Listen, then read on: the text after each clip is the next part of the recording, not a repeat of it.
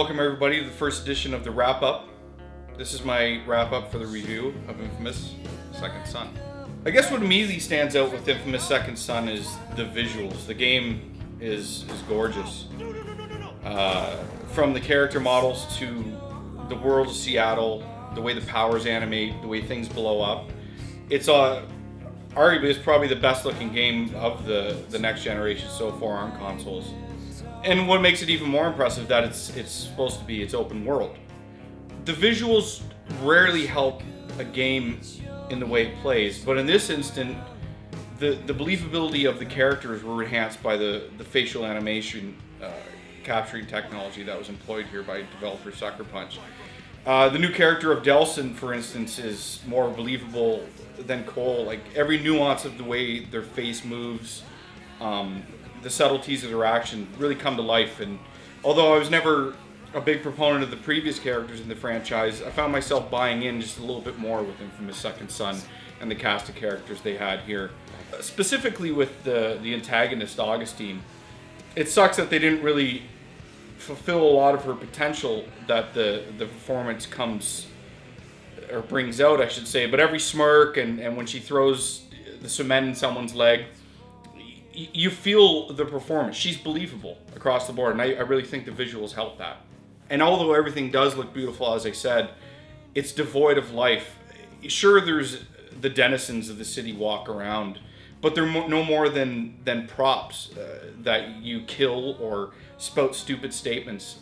And that's further underlined by the side missions and the content of the story that's within Seattle.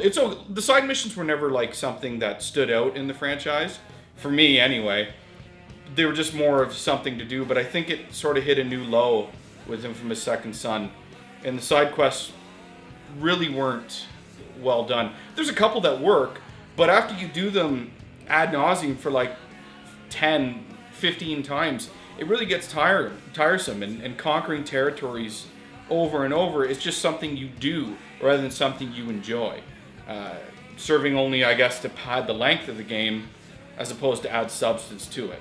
This is almost like a pseudo reboot of the entire franchise as it is.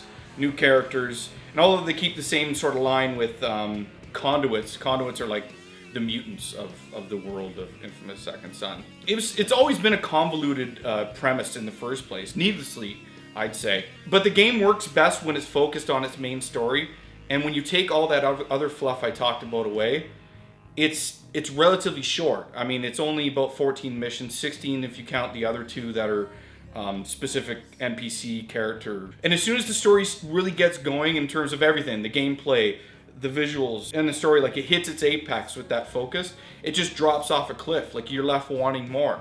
I wanted more out of the story of Infamous Second Son, and that's sort of everything that typifies the game. I wanted more.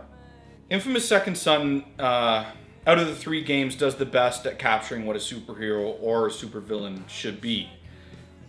You look good and you feel better than you ever have doing what you're supposed to be doing in this universe. I mean, and all the powers look great. You start off with smoke, and then you get neon eventually. I don't want to spoil any of the other powers you get in the game, but you get two more. And all, like, this great. They all have different ways of traversing the world.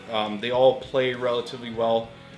But what bothered me about the gameplay is they all play relatively the same. You're doing the same thing from the beginning of Infamous Second Son as you are to the end.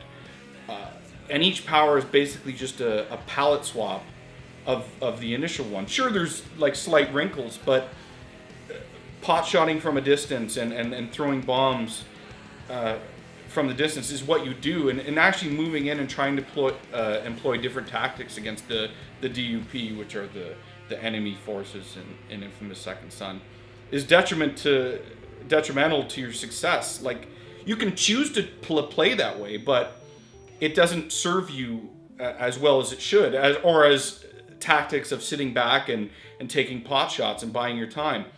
And to me, that's not what I want in a superhero or supervillain genre.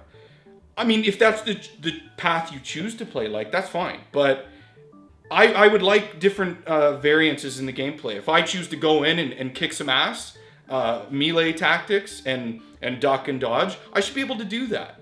And maybe not with every power, but maybe one of the choices of the powers should allow me to do that. Instead, like I said, every power is almost the exact same thing, reinforcing the exact same style of gameplay. And I don't think that's good enough with a next generation game. I don't think it's good enough to just take the exact same game from 5 years ago, which essentially is what Infamous Second Son did, and bring it to the PlayStation 4 as your flagship title and must-have exclusive. And it's just a new coat of paint on the same game. I wanted more, and I think we deserve more out of Infamous Second Son. And I felt with a lot of, well, not a lot, the previous two games, is that Infamous Second Son has so much potential.